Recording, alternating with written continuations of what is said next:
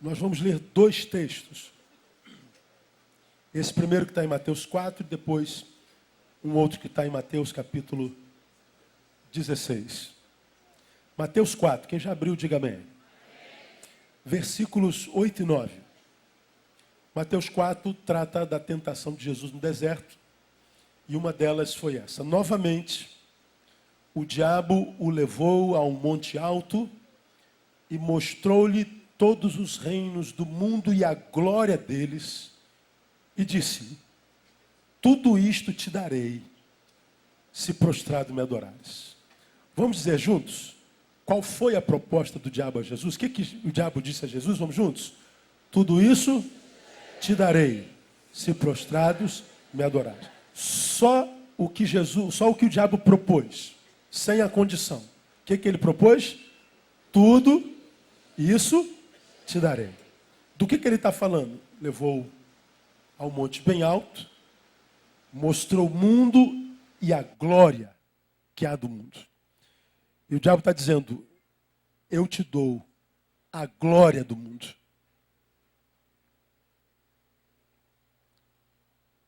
Eu faço com que você seja glorificado. Eu te dou notoriedade. Eu te dou sucesso. Eu te mantenho aqui nas alturas, sobre todos e quase tudo. Tudo isso te darei. Agora volte um pouquinho a sua Bíblia, ande um pouquinho para frente, vamos a Mateus 16.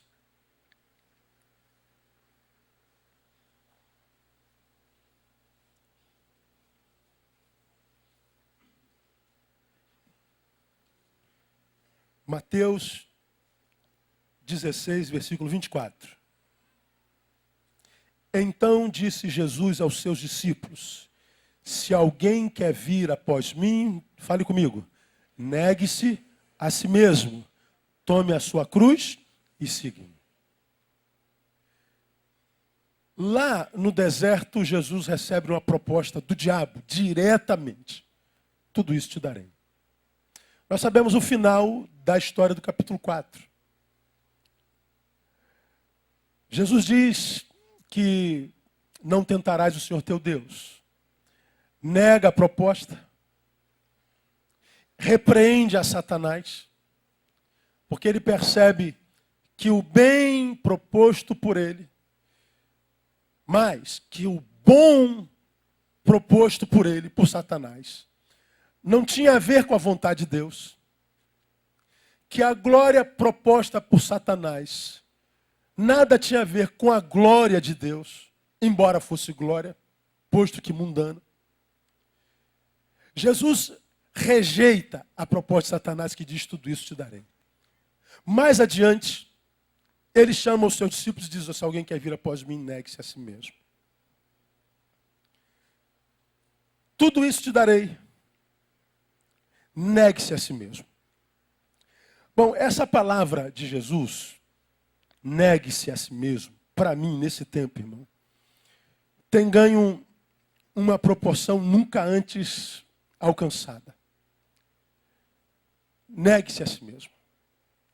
Eu acho que essa palavra nunca foi tão pertinente e nunca houve uma conotação tão grande sobre negue-se a si mesmo, como no tempo que se chama hoje.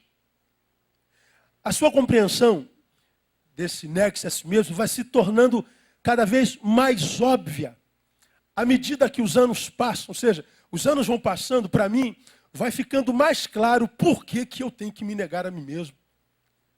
Os anos vão passando e a transformação pela qual a sociedade passa vai revelando, pelo menos para mim, a razão pela qual Jesus diz assim: Neil, você quer de fato andar comigo? Você quer de fato que eu ande contigo? É interesse seu de coração ter um relacionamento com teu Deus que vale a pena. Você não é mais um daqueles na multidão que diz que me ama, mas é só da boca para fora. Você não é mais um daqueles que dizem que me querem, mas pela forma como vivem, revelam o contrário, pois que sabem que eu não posso habitar numa vida, qual a deles? Você é alguém de fato que tem interesse na minha palavra? Você é alguém de fato que tem a graça e a bênção da transcendência, que quer uma relação com o teu Deus, que redunde em vida na tua vida de fato, de verdade? Sim, Deus, eu sou destes. Então, Neil, mais do que nunca, negue-se a si mesmo. Porque se não houver negação de si mesmo, Neil, nem tente me seguir. Já preguei sobre isso aqui. Porque o que sobrará é frustração. O que vai sobrar é tristeza. O que vai sobrar é a não-vida. Porque você não será nem um mundano, mas nem por isso será um cristão de fato, de verdade. Porque um cristão não anda misturado ou consumido pela glória do mundo. Mas um mundano também não vive de namoro com o que Cristo pregou no seu evangelho. De modo, Neil, que quando você me segue sem se negar, você não é nem do mundo, nem é meu povo. Você não é. Você não vai ter alegria plena longe de mim, mas também não vai ter alegria plena em mim. Porque você não será frio, mundano, mas também não será um crente, filho meu, um quente, filho meu. Você será morno. E o morno eu vomito. Jesus está dizendo, é melhor um ateu convicto. É melhor um homem carnal declarado. É melhor um ser que se transformou num pedaço de carne andante, como eu falo, do que um crente falsificado, do que um cristão carregando em si um eu que flerta com o mundo.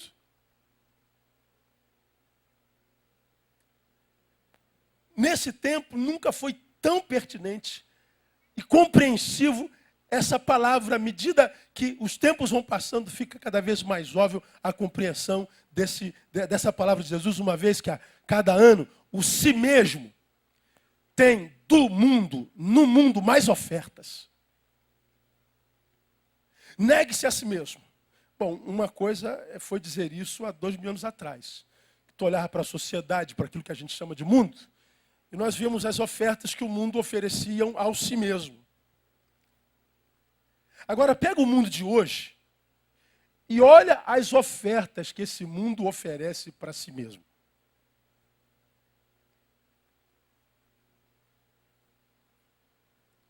Nunca tudo isso te darei foi tão poderoso em nós do que agora.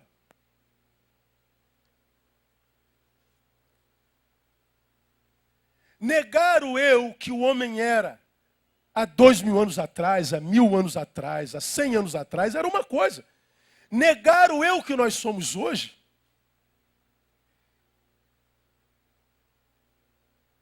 todavia, nunca foi tão necessário, pertinente e importante. Porque o tudo isso te darei é cada vez mais irresistível, uma vez que aumenta a impossibilidade. Bom, agora eu consigo entender muito mais claramente o que Jesus queria dizer nesse texto. Nesse texto, Jesus também nos advertia quanto ao mal que uma sociedade composta por sujeitos que vivem para si mesmos poderia produzir. Jesus não olhava só para o si mesmo do homem, mas ele olhava para esse si mesmo do homem junto com outro si mesmo de outro homem, que juntos a outros formariam uma sociedade. E uma sociedade composta por homens que vivem para si mesmos seria uma sociedade composta por homens que, embora com os outros, ignoraria completamente a sua existência. Viveria um egoísmo tão profundo que essa sociedade produziria mal de tal forma que eu acho que até o diabo se escandalizaria. Eu acho que esse tempo chegou. Irmãos, eu estou estarrecido com o tempo presente. Tenho medo de adoecer. Eu vou dizer para você, e sem medo de juízo de quem quer que seja, eu tenho medo desse tempo. Olha que eu sou casca grossa pra caramba. Olha que eu sou cara de pedra. Olha que eu sou livre pra caramba. Eu sou alguém cuja opinião alheia não me afeta absolutamente nada o que dizem, pensam. O outro, com relação à influência a mim mesmo, é quase inexistente. Mas o que eu vejo gerado no meu tempo, nesse tempo, tem me estarrecido demais. Não em função do que o indivíduo, ou si mesmo, que compõe a sociedade, possa fazer a mim enquanto indivíduo, mas o que nós podemos fazer a nós mesmos, e o pior, estamos fazendo a nós mesmos. Férias a gente tem tempo para estudar mais, para ver um pouquinho mais, para ler um pouquinho mais.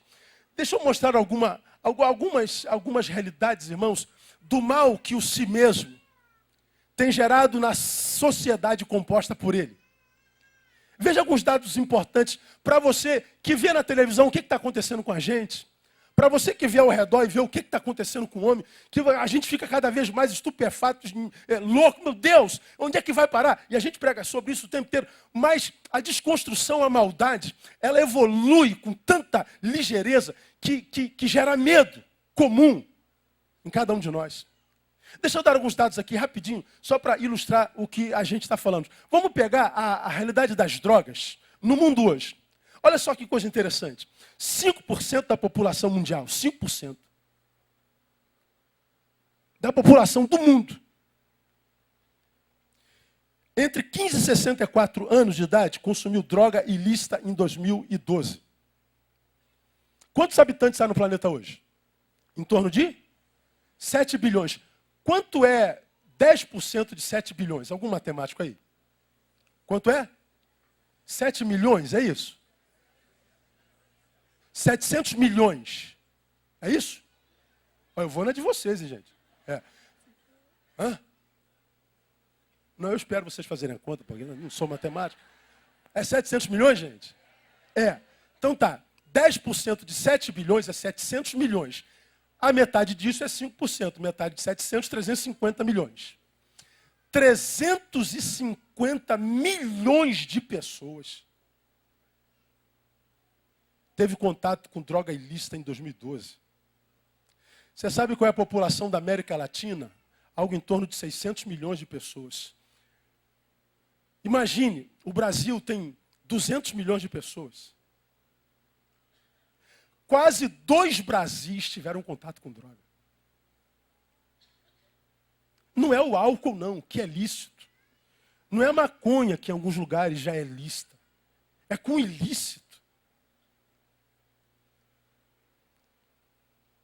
No Brasil, entre 0,5% e 1% já usaram a cocaína. Eu só estou falando da cocaína, porque do crack não precisa mais falar. Diz que 2,3% da população já experimentou crack. Nós estamos vendo zumbis humanos andando no Brasil inteiro. Em qualquer lugar que você vai no Brasil, tem gente envolvida com crack. Se zumbificando. Mortos andantes. De toda a classe social. Estamos falando só da cocaína. Nos Estados Unidos, o número de viciados cresceu 80% entre 2007 e 2012. No ano passado, nos Estados Unidos, 3.094 mortes por overdose, 9 casos por dia. Aí você fala assim, qual é a novidade, pastor? Não há novidade nenhuma, porque o homem está se mexendo, se intrometendo com droga o tempo inteiro. Mas eu quero chamar a sua atenção para a velocidade com a qual a droga tem acabado com a sociedade. E responda a você, sendo você um drogado ou não, por que um ser humano entra na droga?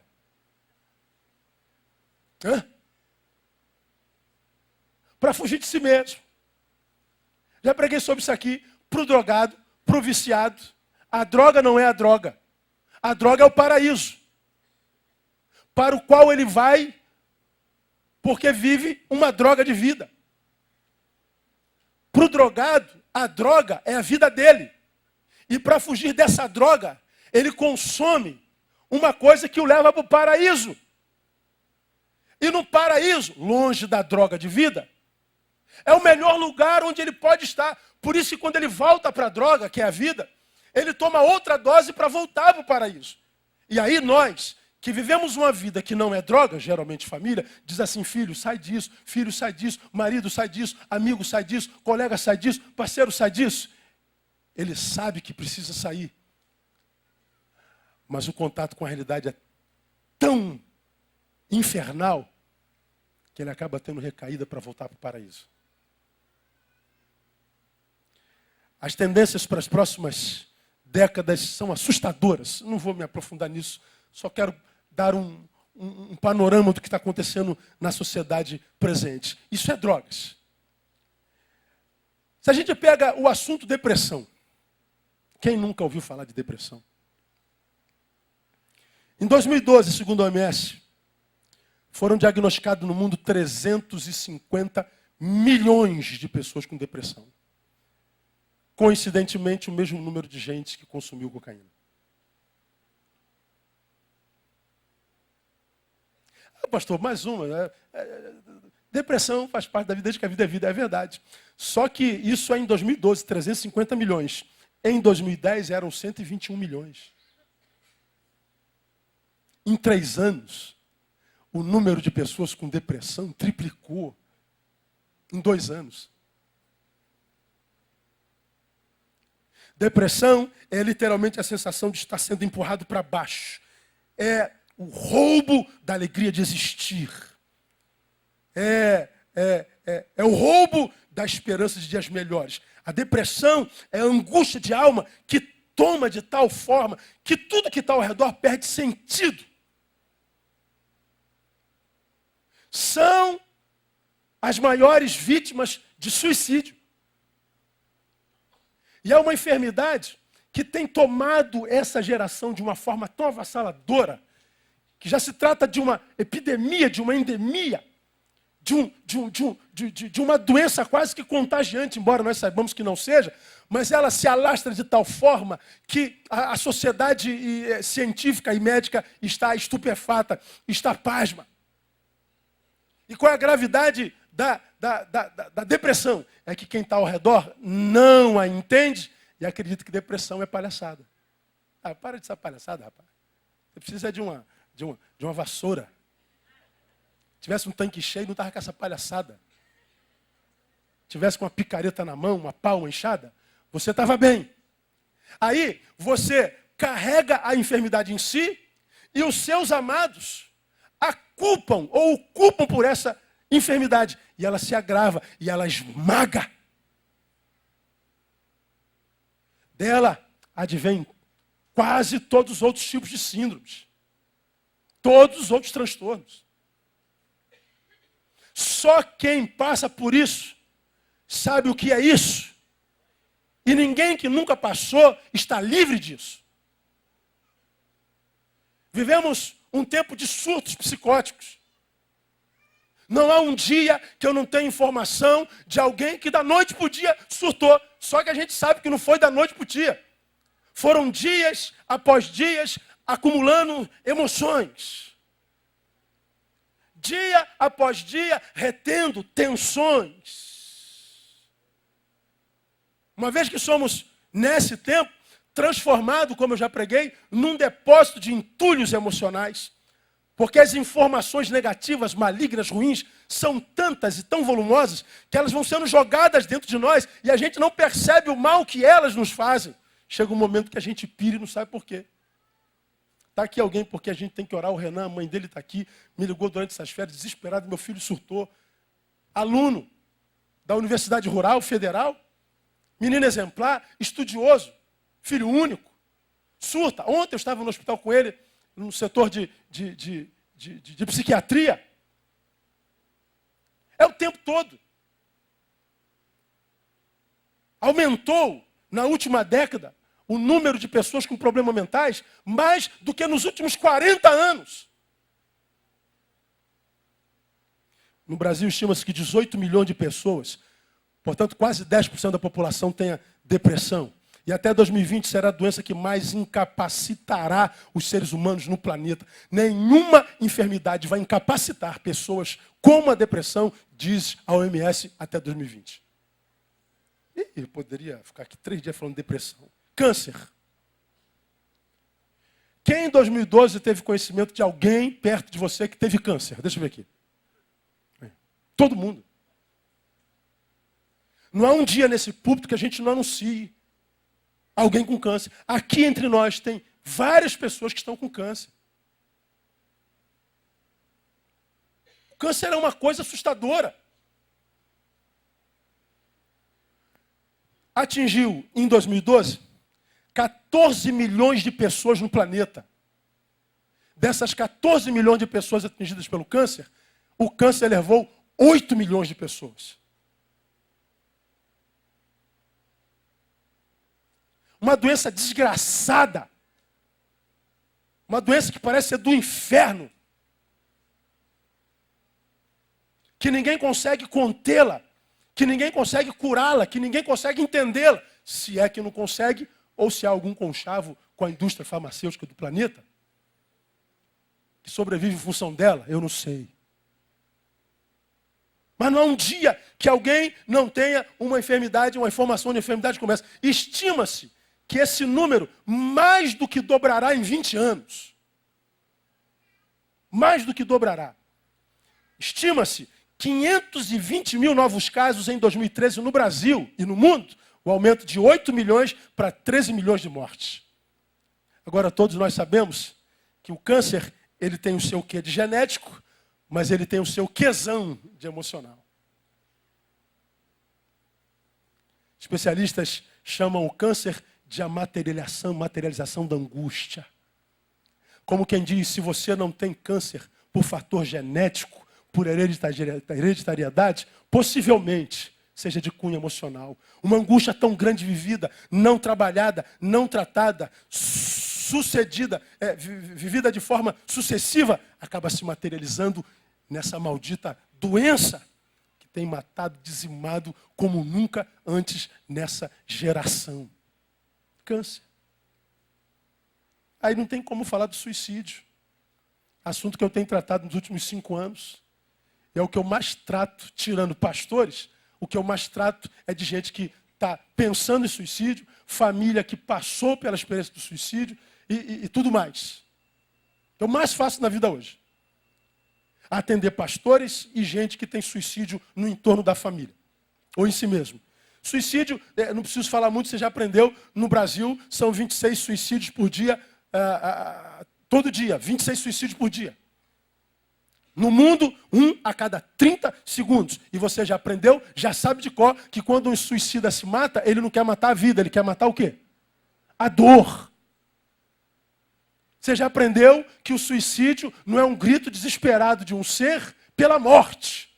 Quero morrer. Não, é o contrário. É o grito desesperado de um ser pela vida. Quero viver, mas eu não consigo. Porque eu não consigo viver, eu prefiro morrer. O suicida ensina o quê? Que pior do que a morte é a ausência da vida. Pessoas vivem angústias tão grandes que chega a depressão, que chega a droga, que chega aos transtornos, que muitas vezes adoecem em todas as instâncias da vida, que nada mais traz alegria, nada mais é motivo para acordar. A pessoa chega a uma angústia tão grande, uma dor tão grande, um vazio tão grande, que ele entende que isso não é vida, porque ele não consegue viver, ele prefere morrer. Bom, o suicídio aumenta no planeta.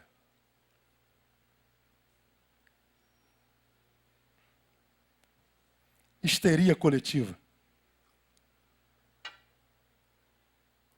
Qualquer reivindicação nessa sociedade acaba em violência. Você liga a televisão, onde é que tem quebra-quebra hoje? Vamos reivindicar aumento, seja lá do que for, salário, acaba em quebra-quebra. Vamos impedir o aumento dos ônibus, quebra-quebra. Vamos, quebra-quebra. Violência. Violência, violência e violência. Você viu o que aconteceu com o cineasta, com o cameraman da Band agora há pouco tempo. Esses malditos black blocs. Uma praga dessa geração.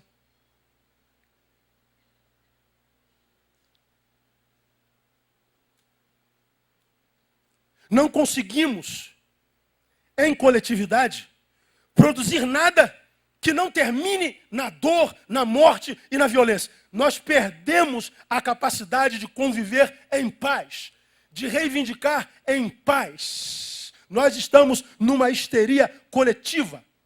E a histeria coletiva, essa violência, nada mais é do que a exteriorização da interioridade. O homem, no coletivo, põe para fora o que há dentro do seu subjetivo. Quebrar tudo é terapêutico. Dá a sensação de que eu estou de controle, que eu estou no poder. Eu mando.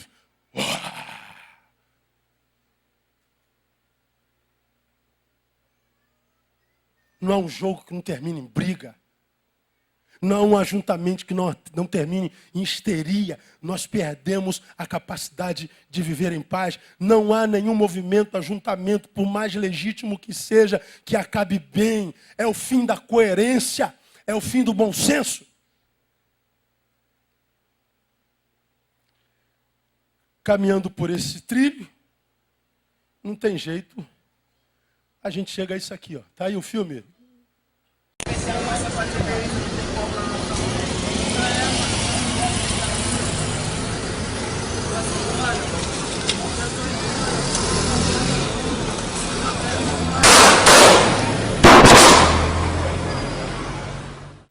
Um jovem de 20 anos, preso em Belford Roxo pelos transeuntes. Ganhou uma surra, eles estavam esperando a polícia chegar. 2 homens de moto chegam, um desce da garupa, aponta para a cabeça dele e dá 3 tiros.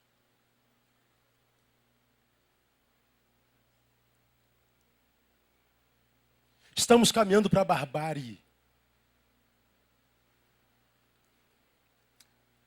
É o retorno ao modo primitivo de ser. É o retrocesso da civilização manifesto, sobretudo com o feito da justiça com as próprias mãos. E esse não é o único caso. São Paulo, motorista de ônibus passa mal, bate em carros, em frente a um baile funk, é linchado e morre com traumatismo craniano.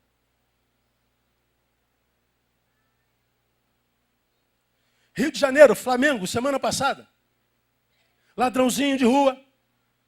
É pego pelos transeuntes, alguém pega, dá uma surra nele e amarra ele pelo pescoço. Num poste. Nu. Agora, nós estamos fazendo justiça com a própria mão. Quando se pega o bandido, ele é linchado. Ele é pisado. Quando se pega o torcedor do outro time, a gente esmaga a cabeça dele.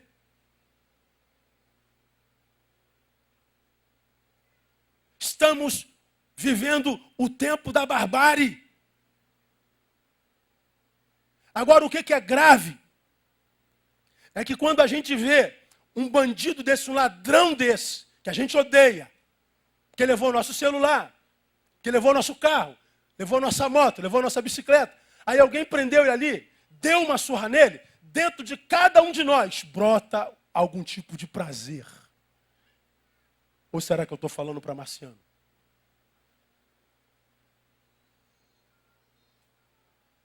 Vocês viram o comentário da Raquel Sherazade, que é alguém que eu admiro.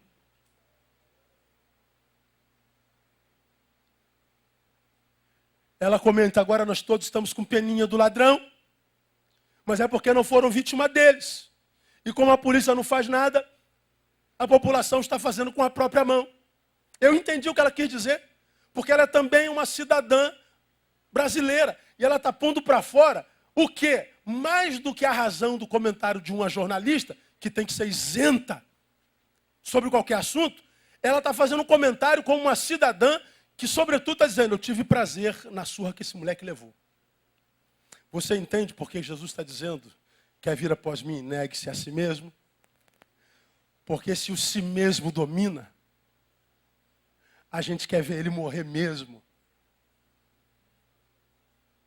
Se o si mesmo domina, nós nos tornamos parceiro no sentimento do cara que desceu da carona da moto e atirou na cabeça de um menino. Você entende por que eu digo que eu tenho medo? Eu não tenho medo da sociedade, eu tenho medo de mim.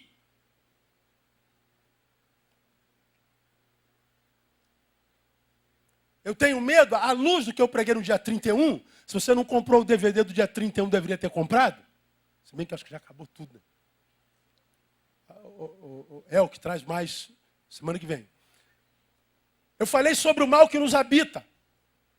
E qual é o perigo do mal que nos habita? É porque nós achamos que o mal com o qual nós devemos nos preocupar é esse mal que a sociedade composta por si mesmos,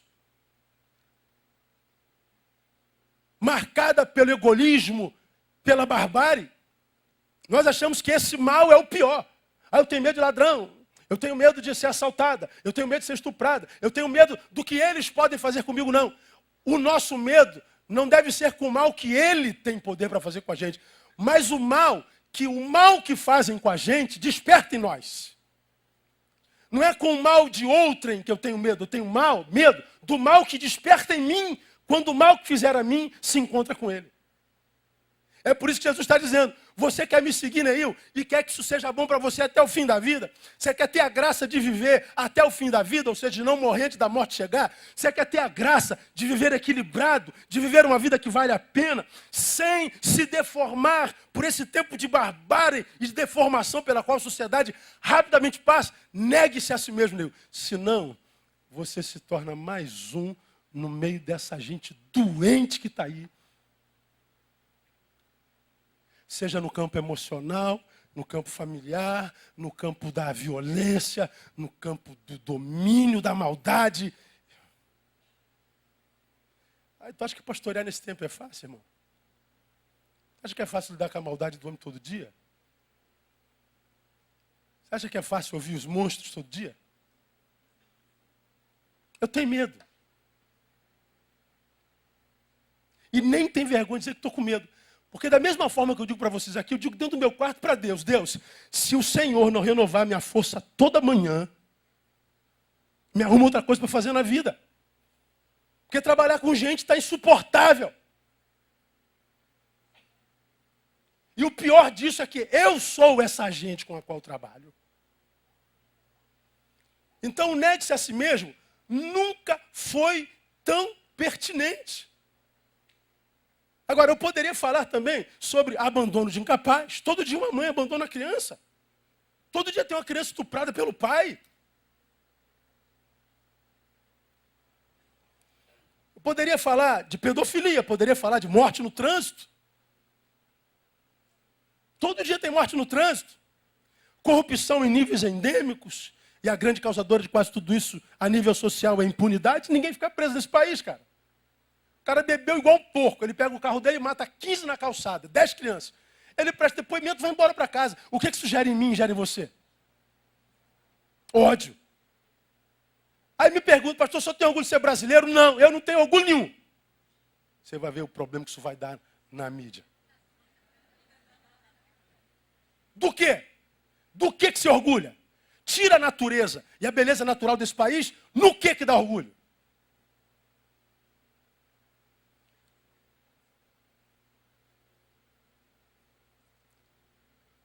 O vagabundo deputado do juiz rouba, é pego, punição dele, qual é? Aposentadoria. Você trabalhou 40 anos, cara.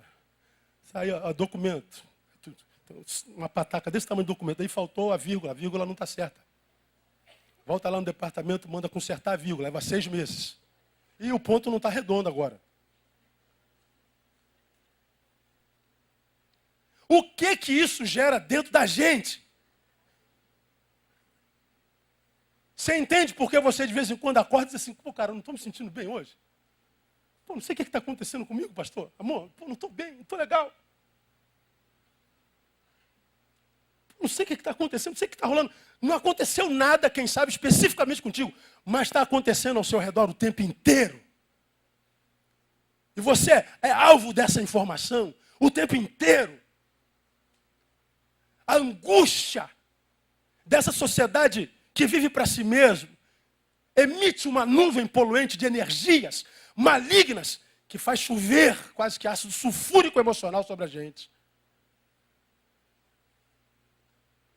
Aí você tem, como eu, muitas vezes vontade de sumir do mapa, né, meu? De se isolar numa montanha e não ver mais ninguém. Às vezes tu tem vontade de largar marido, mulher, cachorro, filho e sumir na estrada. Falei assim, vou sumir. Alguém já teve essa vontade aqui? Pastor, como é que o senhor sabe, pastor? Pô. Aí você fala assim, eu não sei o que está havendo comigo. É isso aí, cara. Jesus fala assim, negue-se a si mesmo. Irmãos, crescer a proporção de perceber os tempos é uma angústia. De viver um tempo de tal forma que nada passa desapercebido.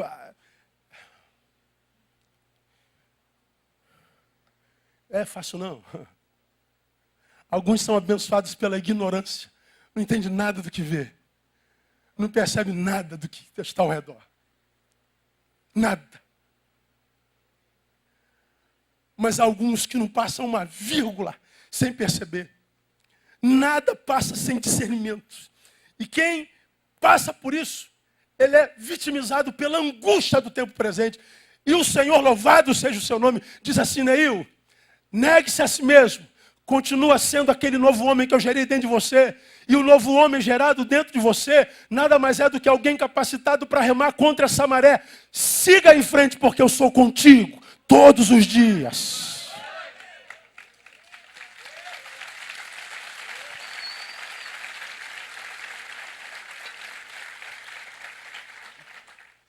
Então eu posso afirmar, irmão, à luz do que está posto, que a arma da nossa destruição está em nós. O que me mata é o eu não negado, é o mim.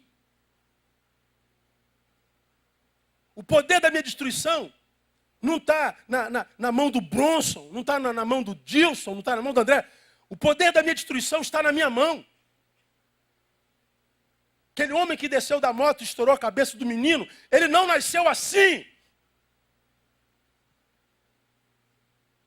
Ele nasceu gente, virou monstro no caminho.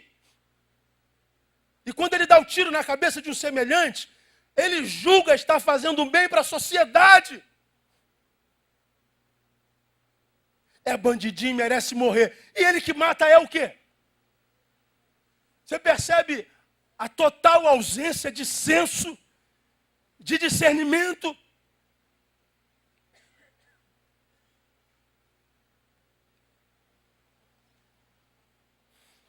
Agora a questão é, como nos tornamos nessa arma tão mortal?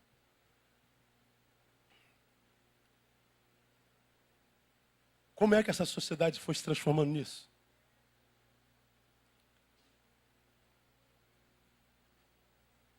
Você lembra que antes de sair de férias eu preguei um sermão? Foi dia 31, falando sobre a maldade. Aquele careca que aparece naquela briga do... Qual foi? Foi Vasco, não? Atlético Paranaense, quem mais? E Vasco. Aquele gordão, careca, que virou o símbolo daquela briga. Evangélico. Saxofonista na igreja. O nosso é uma bênção, um santo homem de Deus, louvado seja o Senhor. Isso não é mal de saxofonista, não. Mas você vê aquele cara careca com a cara mais mal do que a minha, com um pedaço de pau, batendo e pisando na cabeça de um semelhante. Você, irmão, imagina você pisando na cabeça de um homem. Imagina isso. Como que a gente se transforma nisso? Aonde que a gente se transforma nisso? O que está acontecendo com a sociedade, cara? Aonde que a gente se torna nessa arma tão mortal?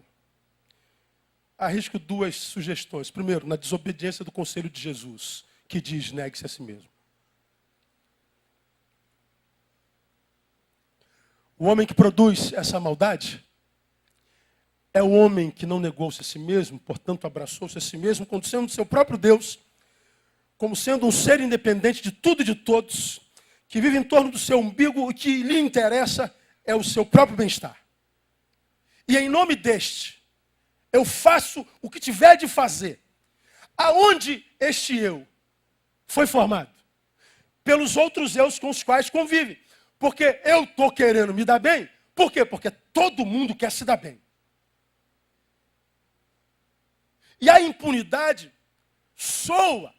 passa a ideia de que todo mundo está se dando bem mesmo. A gente imagina que aquele careca que espancou o rapaz no estádio está bem. Porque a gente não está deitado na cama com ele e não lê a sua alma. A gente imagina que o cara que deu um tiro na cabeça do outro está bem. Já foi identificado, a foto dele já foi lá. Agora esse camarada não pode andar na rua. Você que pode andar na rua, você que tem casa, você que tem filho, você que tem emprego, você que está gordo, ou seja, come demais, tem comida demais, você que está suprido, tem angústias, tem insônia, tem vontade de morrer, tem vontade de chutar balde. Imagina quem não tem família, quem não tem o básico, quem não pode ir e vir, quem não pode dormir em paz, quem não pode, não vive. Isso é um inferno.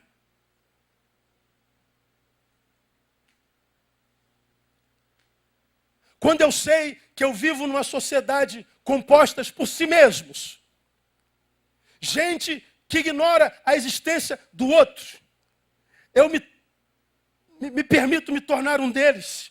Por causa deles, nós somos o resultado dos nossos encontros.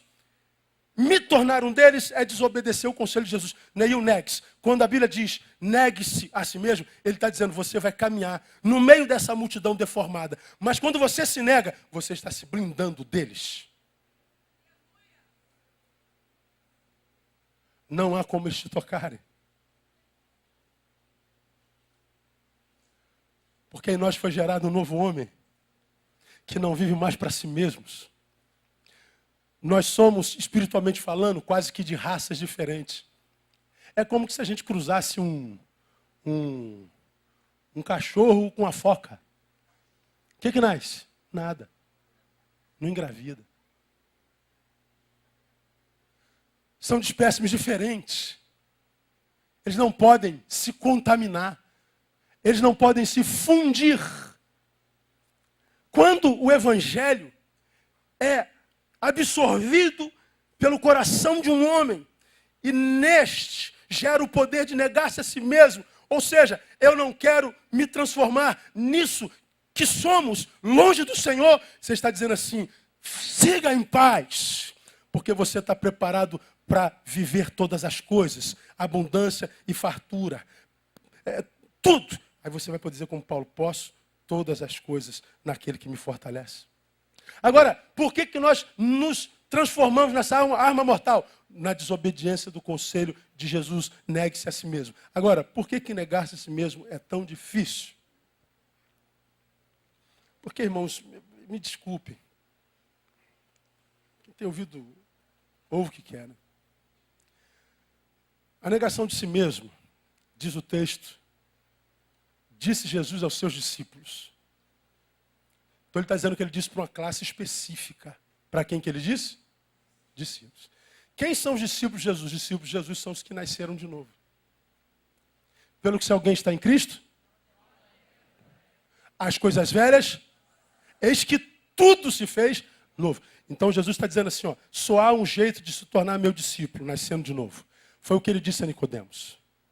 Ninguém pode ver o reino do céu se não nascer de novo. Ninguém se transforma discípulo meu, habitante do meu reino, se não nascer de novo. Ou seja, se não for gerado de novo. Se não houver regeneração, não há como negar-se a si mesmo. Então, o novo nascimento é a única porta de entrada no reino de Deus. Isso quer dizer que nem todo mundo que entrou na igreja entrou no reino. O que gera um cidadão do céu, um discípulo, é o novo nascimento. A ausência desse novo nascimento, ou na ausência dele, não há regeneração. O que há é adequação. nós vamos nos adequar à cultura dos discípulos. Nós vamos nos adequar à indumentária dos discípulos. Nós vamos nos adequar à linguagem dos discípulos. Nós vamos nos adequar à cantoria dos discípulos. Nós vamos nos adequar à liturgia dos discípulos. Mas os frutos continuam os mesmos.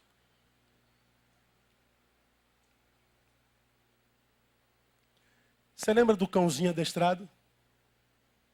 Quem lembra do cãozinho adestrado que eu falei aqui? Poucos. Tu pega um cãozinho adestrado, ensinou a ele, ensinou? Um cão é um quadrúpede, sim ou não? Um quadrúpede é um ser que tem 4 patas. Ele anda de 4. Viu? Também é cultura. Você adestra um cãozinho e você diz assim, de pé. Ele levanta. Vem. Oh, que lindo, que bonitinho. Quem gosta de cachorro então fica maluco, mano. Ele volta. Um cachorrinho andando em pé igual a mim. Só que ele é só um cachorrinho adestrado. Ele só pode ficar em pé por pouco tempo. Logo, logo ele volta à sua natureza. Ele volta a estar de 4 de novo. Morto. Oh, igual um defunto. Mas é só adestramento. Ele se adequou ao estado defunto. Ele se adequou ao estado de um bípede. Mas ele continua sendo um quadrúpede.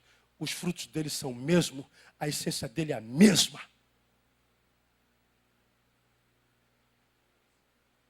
Por isso, você que virou evangélico, mas cujo fruto não mudou, não pense que você vai passar por esse tempo incólume, porque você não vai. Porque você não tem como negar-se a si mesmo. Você está adequado no meio dos discípulos, mas o seu desejo continua sendo sobretudo carnal. O centro da tua vida é você, não é Deus, muito menos Jesus. Você vive para a sua glória. O que você busca é a glória do mundo. Eu quero ser desejada por eles, por isso eu uso essa roupa. Eu quero que eles vejam o quanto eu sou gostosa, o quanto eu sou gostoso. Eu quero a glória deles. Eu quero ser o alvo do desejo deles. Mas isso não é muito honesto, cara. Não pode ser feito. Não, mas vai dar um lucro bom. A gente vai ganhar numa semana o que a gente ganha em um ano. Pô, cara, mas... Não, vamos lá, cara. E você negocia. Porque você pensa em você e não na glória de Deus. Não há como negar-se.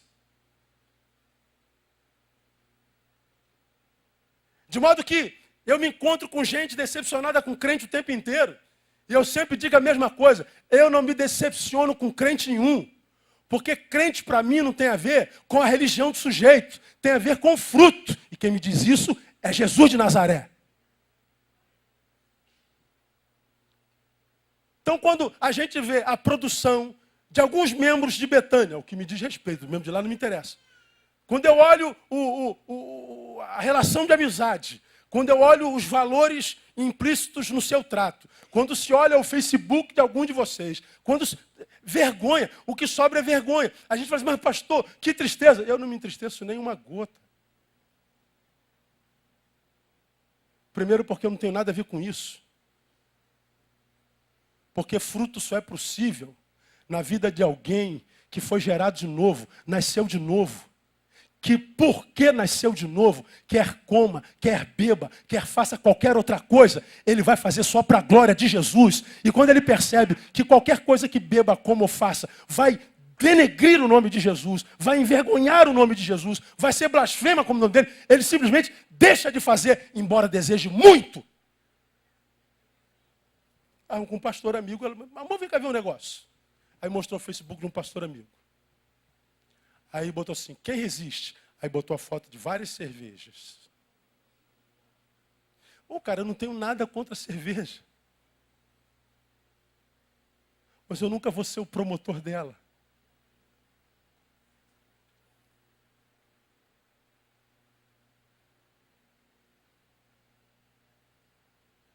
Alguns de vocês, carnaval está chegando, já estão comprando o abadá.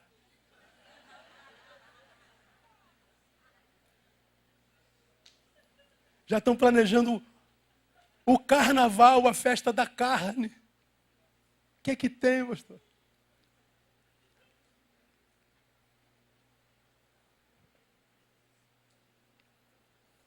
Qual a diferença do crente contemporâneo para o não crente? Quase nada. É a mesma coisa. E eu não estou falando de indumentária. Eu não estou falando de estilo. Eu estou falando de princípios. Eu estou falando de valores. Eu estou falando de ética. Eu estou falando de bom senso. Eu estou falando de caráter. Não há diferença alguma. Parece que os crentes se tornaram piores. Porque o incrédulo produz porque está nas trevas. Mas alguns crentes imaginam estar na luz. Mas na verdade eles estão só se adequando aos cidadãos da luz. Mas eles não foram regenerados. Eles não nasceram de novo. Pelos frutos hoje, parece que não há diferença alguma entre o crente ou não. Querem ver uma coisa?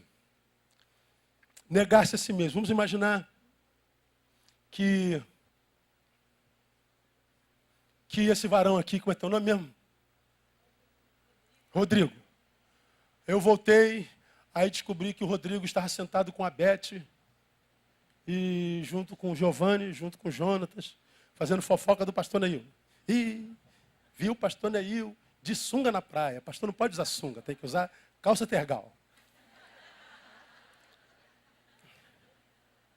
Aí esse cara faz fofoca de mim, dependendo de quem eu seja, essa fofoca exercerá o poder, a proporção do que eu sou e da relação que eu tenho comigo.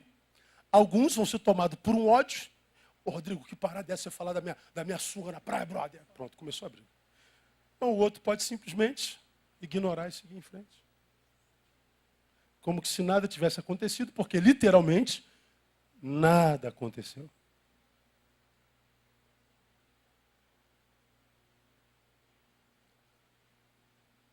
O que vai acontecer depende da minha reação a isso. Agora, vamos imaginar que em mim brotou uma água. E ali está, amar água. Um depósito de água podre parada no meu coração. De modo que eu me encontro com o Rodrigo diz, oi meu pastor. Eu fecho a cara para ele, como quem diz, falso. Aí só faço assim, ó, cumprimento. Oi, meu pastor. Minha cara já é gelada. Cumprimentando com gelo, já viu. Eu reagi à mágoa que eu permiti a palavra dele gerasse dentro de mim. Só que o Senhor diz assim, perdoa, Neil. Esse mesmo. Viver em coletividade é esse mesmo. Falam um do outro, daqui a pouco estão se beijando, daqui a pouco estão se mordendo, daqui a pouco estão se matando, daqui a pouco está beijando de novo. Aí tu toma partido de um, depois quem fica mal é você, porque eles ficam bem lá de novo, e tu ficou mal com o outro. Esse mesmo perdoa. Ô meu pastor, ô meu amigo, tudo bem, Rodrigo? Beijo, meu amigo. Como é que tá? Não. Agora, por que eu não perdoo? Se a Bíblia diz, perdoa. Porque eu não estou preocupado se o meu perdão vai glorificar o nome de Deus ou não. Eu estou preocupado com a minha justiça. Eu estou preocupado com a minha honra. Não me interessa o que a palavra diz. Não me interessa o que é certo. O que interessa é o que eu sinto. Pô, Rodrigo, não fala mal do pastor nem de ninguém, não. Isso é maledicência. A Bíblia condena. Não, eu sou assim mesmo. Eu falo a verdade. Eu sou sincero.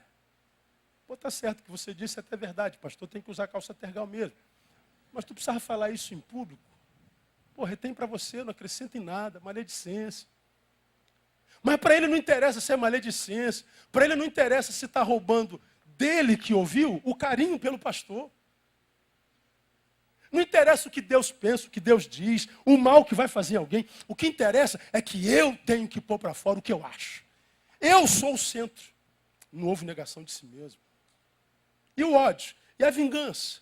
Você sabe que tem uma responsabilidade na igreja, mas mais um domingo de praia, de sol. E você diz assim, caramba, eu me comprometi com o pastor, eu me comprometi com o meu líder, eu me comprometi com, mas poxa, aí eu vou para a praia. Eu sou livre em Jesus. Não me interessa se eu me comprometi, não me interessa a responsabilidade, não me interessa a vocação, o dom, o que interessa é o meu prazer. E o que a gente vê hoje é uma multidão vivendo para si, em si mesmada,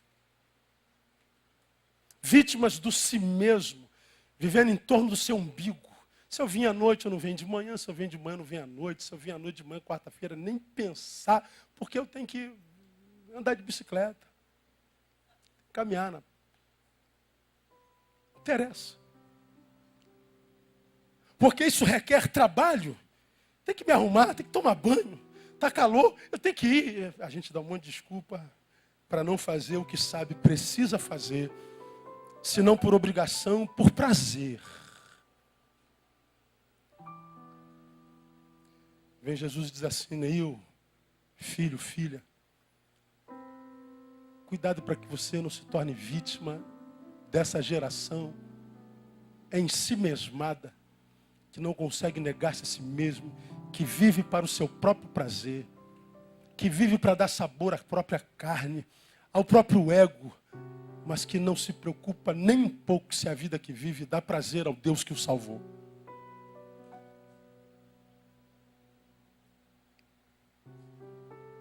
Entre dar prazer a Deus ou a mim mesmo, dou prazer a mim mesmo.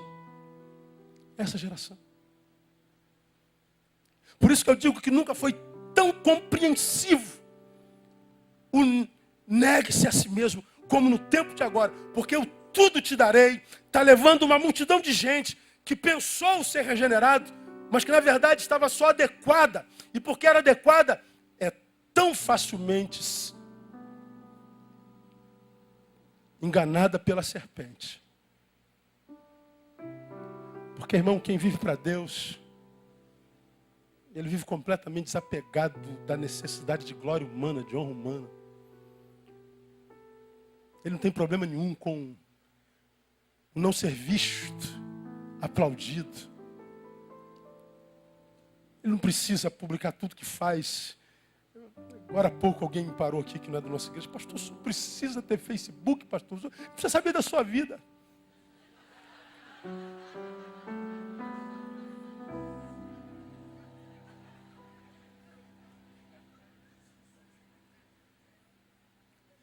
A minha vida é minha e é vivida na privacidade. E eu só a compartilho com os mais íntimos e queridos e amados. Não dou a todos o que dou aos mais íntimos e chegados. Não me interessa que todo mundo saiba aqui que eu estou comendo, uma vez que eu estou comendo com o meu amor e com os amigos amados. Isso é nosso.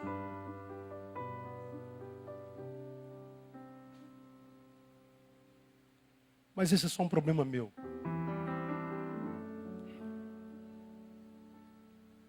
Termino. Como nos tornamos essa arma tão mortal na desobediência do conselho de Jesus? Negue-se a si mesmo. Por que é difícil? Porque não houve um nascimento. Segundo, porque a autonegação, para quem não nasceu de novo, é a retirada de todo o prazer que possui, pois o único prazer é na carne. Quem não nasceu de novo, vai tirar prazer aonde, senão na carne? Então eu preciso de ser visto. Eu preciso ser reconhecido. Eu preciso que me desejem, que morram de inveja de mim.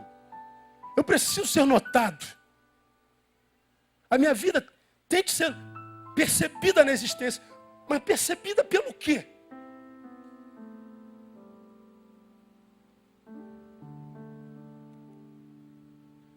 Tira a notoriedade do Face, sobra o quê? Por que faz tanto sucesso? Tira do anonimato. Tira da invisibilidade. Glória instantânea.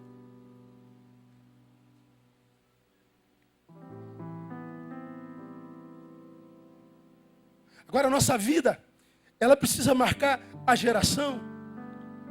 Na geografia, no lugar no qual Deus nos plantou. Agora, só marca a geração quem está envolvida com ela, nunca quem está envolvida com o seu umbigo, com a promoção de si mesmo. Nunca marca uma geração. Muitas vezes não marca nem o marido, nem a esposa, muito menos os filhos. Alguém em si mesmado, que não nega-se a si mesmo, ao ponto de abrir mão do conforto, de paz, de alegria, para investir na vida de alguém, um semelhante, que é um contigo. Por isso que é difícil. Agora, tira os prazeres da carne, a autopromoção, não sobra mais nada. Porque não há prazeres abstratos, não há prazeres transcendentes, espirituais. Porque não nasceram de novo, não conhecem o mover do mundo espiritual. O que conhece é o mover da eclesiologia, dos movimentos, dos shows, das músicas e das palestras maravilhosas. Mas que nunca se transformam em vida no ser. É por isso que é difícil. Como nos tornamos nessa arma tão mortal? Termino na incapacidade de compreender que quando o homem não nega-se a si mesmo, é a Deus que está negando. Quando Jesus diz, meus discípulos, neguem-se a si mesmo para valer a pena. E você não faz isso, é a Ele que você está negando. Porque Ele está dizendo para vir após mim só se negar. Se vem após mim sem se negar, é a mim que você está negando. De mim você terá o que todos têm. Não há diferença alguma. Não há distinção. Aí a gente vê o número exorbitante de frustrados. Porque aqui no meio do povo parece uma espiritualidade. Esse cara tem assim com o Criador. Daqui a pouco você vê ele ferrado na vida. Meu Deus, como é que Deus pode? Como é que Deus pode? Como é que Deus permite? Como é que Deus deixou? Como é que Deus? Como é que Deus? Como é que Deus? Aí, eu leio uma cartazinha que você conhece. Da filha de Billy Graham. Quem conhece essa carta? Poucos, né? A filha de Billy Graham estava a ser entrevistada no Early Show e a apresentadora Jane Clayton perguntou-lhe: como é que Deus permitiu que acontecesse algo tão horroroso no dia 11 de setembro? Anne Graham deu a sua resposta. Eu creio que Deus ficou tão profundamente triste com o que aconteceu como nós. Desde há muito que vimos dizendo a Deus para não interferir nas nossas escolhas, para sair do nosso governo e das nossas vidas. Sendo um cavaleiro como Deus é, eu creio que Ele calmamente nos deixou. Como poderemos esperar que Deus nos dê a sua bênção e a sua proteção se nós exigimos que Ele não se envolva na nossa vida? À vista dos acontecimentos recentes, ataques de terroristas, tiroteio nas escolas e tal, eu creio que tudo começa desde que Madeleine Murray O'Hara, que foi assassinada e cujo corpo foi recentemente encontrado, se queixou de que era impróprio fazer oração nas escolas americanas como tradicionalmente se fazia, e nós concordamos com a sua opinião. Depois disso, alguém disse também que seria melhor não ler mais a Bíblia nas escolas. A Bíblia, que nos ensina que não devemos matar, roubar, que devemos amar o nosso próximo como a nós mesmos. Nós concordamos. Logo a seguir, o Dr. Benjamin Spock disse que não deveríamos bater nos nossos filhos quando eles se comportassem mal, porque as suas personalidades em formação ficariam distorcidas e poderíamos prejudicar a sua autoestima. Note-se que o filho do Dr. Spock suicidou-se. Mas nós dissemos, um perito nesse assunto deve saber o que diz. Então concordamos com ele. Depois alguém disse que os professores, os diretores das escolas não deveriam exigir disciplinas aos nossos filhos na escola quando eles se comportassem mal. Os administradores escolares então decidiram que nenhum professor nas suas escolas deveria tocar num aluno quando se comportasse mal, porque não queriam publicidade negativa e não queriam ser processados. Há uma grande diferença entre disciplina e tocar, bater, dar socos, humilhar e tal. E nós concordamos com tudo. Então alguém sugeriu que deveríamos deixar as nossas filhas fazerem abortos. Vamos legalizar isso. E elas assim, se elas assim quisessem. E que nem precisariam de contar aos pais. Nós aceitamos essa sugestão sem ao menos questionar. Logo depois, algum membro da mesma administrativa escola, muito sabido, disse que como os rapazes serão sempre rapazes, e que como homens iríamos acabar por fazer o inevitável, que então deveríamos dar aos nossos filhos todos os preservativos que quisessem, para que pudessem divertir-se à vontade, sem precisar de dizer aos pais que os tinham obtido na escola. E mais, não pegariam AIDS. E nós dissemos, vamos distribuir preservativos? Está bem. Depois, algumas individualidades públicas importantes, eleitas por nós, disseram não ter qualquer importância o que fizermos da nossa vida privada, desde que cumpríssemos os nossos deveres. Somos homens públicos, mas fora de lá somos como qualquer um. Concordando com eles, dissemos que para nós não faria qualquer diferença o que uma pessoa fizesse em privado, incluindo o presidente da República, desde que o nosso emprego fosse mantido e a nossa economia ficasse equilibrada. Então alguém sugeriu que imprimíssemos revistas com fotografias de mulheres nuas e disséssemos que é uma prática sadia, é a apreciação natural da beleza, é a arte do nu feminino. E nós concordamos. Depois uma outra pessoa mais à frente publicou fotos de crianças nuas e foi mais além ainda, colocando-as à disposição na internet. Nós dissemos, está bem, isto é democracia e eles têm o direito de ter a liberdade de se expressar. A indústria do entretenimento então diz, vamos fazer shows de TV, filmes que promovam profanação, violência, sexo explícito, ilícito. Vamos gravar música que estimule o uso de drogas, assassínio, suicídio, temas satânicos, sensualidade precoce. E nós dissemos, isto é apenas diversão e não produz qualquer efeito prejudicial. Ninguém leva isso a sério, então que façam isso.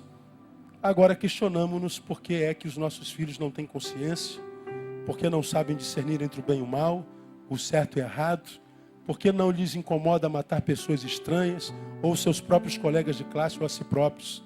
Provavelmente, se nós analisarmos tudo isso sinceramente ou seriamente, iremos facilmente compreender que nós colhemos exatamente aquilo que semeamos. Se uma menina escrevesse uma carta a Deus dizendo, Senhor, por que não salvaste aquela criança na escola? A resposta de Deus certamente seria, querida criança, não me deixam mais entrar nas escolas. Assinado Deus. É triste, mas é a mais pura realidade. Eu acho que essa mulher tem razão. A gente vai tirando Deus da nossa vida bem devagarinho. Primeiro, deixando de estar com gente que anda com Ele. Segundo, deixando de estar de lugar que o adorem e invoque o seu nome. Terceiro, mantendo fechada a sua palavra sempre. Como quem diz, ainda que brincando, estou contigo e não abro. Deixando de falar com Ele, o que culminando com a palavra não lida, transforma a gente num religioso sem vida.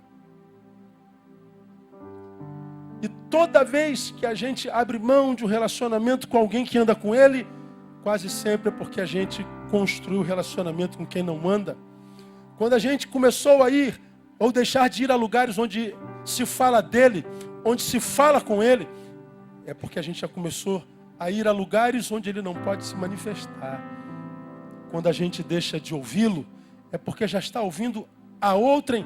Quando a gente deixa de falar com Ele, é porque a gente já não tem mais o que falar ou não tem intimidade para tal. E a desconstrução é lenta, gradativa, todavia ininterrupta. E chega um instante que a gente percebe que espiritualmente morreu. Já não temos apetite espiritual algum. E porque não temos prazer transcendental, espiritual, só nos resta buscar prazer na carne.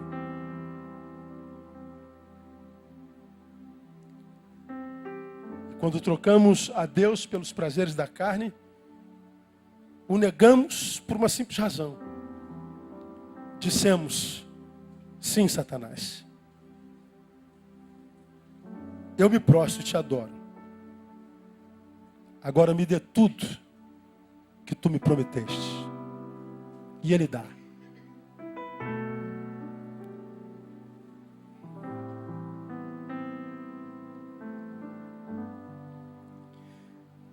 Negar esse Deus é negar a vida que há e só existe nele, e é ao mesmo tempo aceitar a antiga proposta do diabo que diz, tudo isso te darei. O que o diabo não diz é que mesmo de posse de tudo que ele dá, o homem continua pobre e infeliz. refém de si mesmo e vítima ou algoz do seu próximo. É o que acontece na sociedade. Nós nos matamos o tempo inteiro. Porque o que interessa é o meu bem-estar. O que interessa é a minha alegria. O que interessa é o que eu sinto, é o que eu penso. Eu vivo para dar prazer a mim mesmo e não a Deus. Todavia a palavra de Deus, que não passa, diz para os seus discípulos, há discípulos de Jesus aqui hoje, amém? Se quer vir após mim, filho, negue-se a si mesmo. Porque só assim você vai experimentar a vida que excede a todo entendimento. E foi com essa palavra que eu acredito Deus me consolou do meu medo. Neil, ainda que tu estejas entre aqueles que discernem tudo, que nada passa desapercebido e por isso carrega angústias profundas dentro de si, fique tranquilo, Neil. O entendimento continua sendo uma bênção. Porque a paz que eu tenho para os meus não depende de entendimento. Ela excede a todo entendimento. De modo que eu encerro dizendo, eu prefiro a dor do saber do que a paz da ignorância. E continuo dizendo diante do meu Deus e diante das minhas ovelhas. Sigo negando a mim mesmo. Esperando poder seguir os passos de Jesus até o dia que Ele ponha ponto final dos meus dias na terra. Eu gostaria muito de que tantos de vocês, quiçá todos de vocês fizessem o mesmo, seguissem a Jesus até o final da vida, porque só há vida nele. Quem tem entendimento, entenda. Quem tem ouvidos, ouça o que o Espírito diz à igreja. Vamos aplaudir.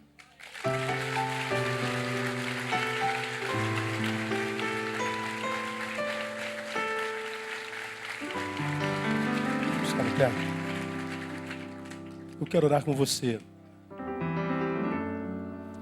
Toca aí, Joel, uma chance igual a essa.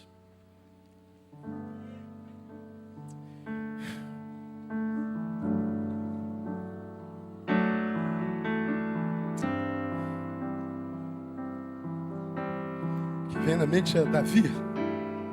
Alegrei-me quando me disseram, vamos à casa do Senhor. Como é bom estar nesse lugar. Como é bom estar no lugar onde Deus fala, onde Deus se manifesta. Eu quero orar com você com quem Deus falou nessa manhã. Você que nessa manhã quer renovar a sua aliança com Deus. Dizer assim, Deus, eu tenho vivido para mim demais. Tenho feito tão pouco para o Senhor e para os teus. Tu tens me dado tanto, eu tenho compartilhado tão pouco, ocupado com mim mesmo, em si mesmado. Mas eu quero nessa manhã, nesse início de ano, dizer, Senhor, eu quero viver para a tua glória. Quero negar-me a mim mesmo. Eu quero mais do que dar prazer a mim, eu quero dar prazer ao Senhor. Eu quero que quando tu olhares do céu e me vir, quando tu olhares para mim do alto, tu tenhas prazer. Eu quero ser um filho a respeito do qual tu digas, em ti me comprazo. Então, Deus, eu quero nessa manhã te pedir perdão.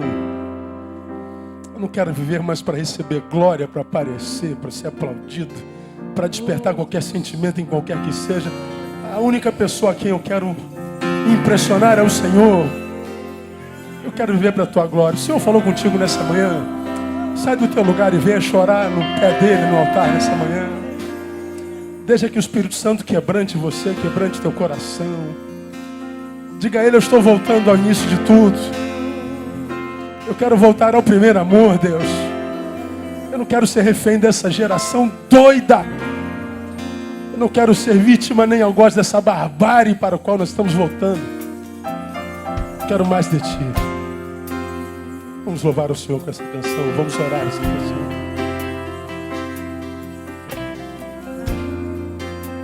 Oh,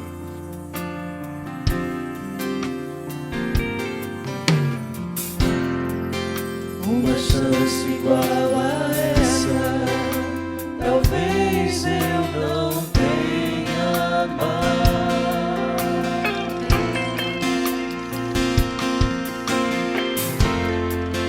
Quero estar em tua presença, nem que seja a última vez. Não quero mais viver para mim, quero viver para ti. Se tiver que gritar, eu gritarei. Se tiver que chorar, eu chorarei. Se tiver que humilhar o meu espírito, assim o farei. Me dá mais uma chance.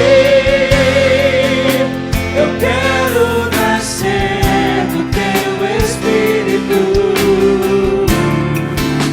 Eu quero matar minha carne, fazer tua vontade, doce Espírito. Que a minha vida seja tua vida, Jesus. Eu quero nascer do teu espírito. Diga a Ele. Eu quero matar minha carne, fazer tua vontade, doce Espírito. Que a minha vida seja tua vida. Uma chance igual a essa, talvez eu não tenha mais.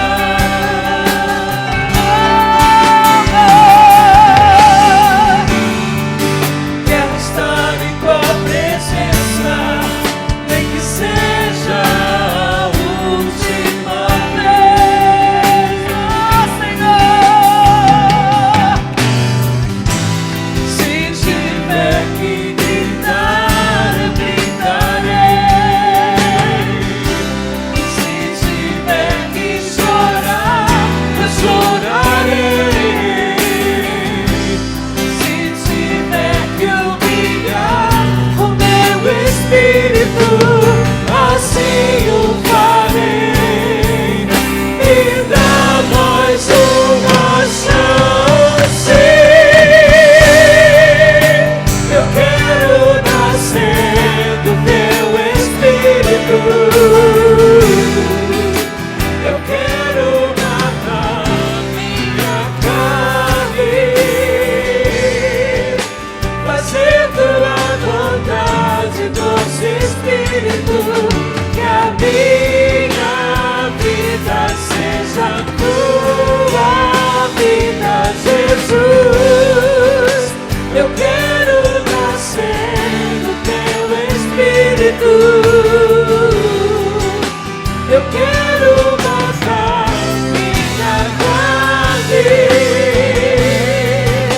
fazer tua vontade, doce Espírito. Que a minha vida seja tua vida. Que a minha vida seja tua vida. Que a minha vida seja tua vida. Que a vida seja tua vida, Jesus.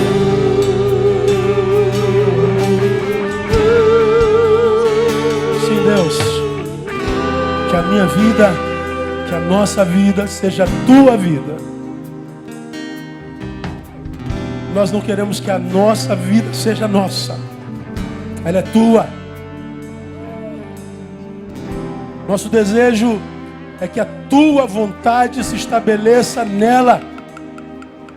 E quando a nossa vontade não for a tua, livra-nos da nossa vontade. Tu conheces teus discípulos no meio dessa multidão. E tu sabes quem são eles. E que tu sabes que eles desejam muito mais viver para a tua glória do que para Ele mesmo. Nós queremos, ó Deus, que tu te alegres em nós. Deus, nós não queremos simplesmente sermos crentes adestrados, adequados. Nós queremos regeneração. Nós queremos nascer de novo da água e do Espírito. Uma nova vida, a vida do Senhor dentro em nós, para que nós possamos suportar, sobreviver o que aguarda essa sociedade. Tem misericórdia dos teus filhos, Deus. Guarda-nos de todo mal. Que a paz do Senhor seja sobre todo homem de boa vontade, como diz a tua palavra. Guarda alma, mente e coração. Guarda a nossa interioridade. E dá-nos a alegria de vivermos até o fim da vida. Livra-nos de morrermos antes da morte chegar. Não permita que nós sejamos vítima disso que nos espera, mas que nós sejamos agentes de transformação nisso. Recebe teu povo, de forma muito especial os que aqui prostrados estão, dizendo a Deus, nós nos negamos a nós nos arrependemos, te pedimos perdão e queremos ser para a tua glória. Muito obrigado por essa manhã, muito obrigado por essa palavra, muito obrigado por esta igreja, muito obrigado pela nossa comunhão, muito obrigado pelo nosso amor, muito obrigado pelo que tu fazes entre nós, em nós e conosco. Oramos e abençoamos a tua igreja no nome de Jesus, nosso Senhor, que reina e vive para sempre. Amém e aleluia. Aplauda Ele. Oh!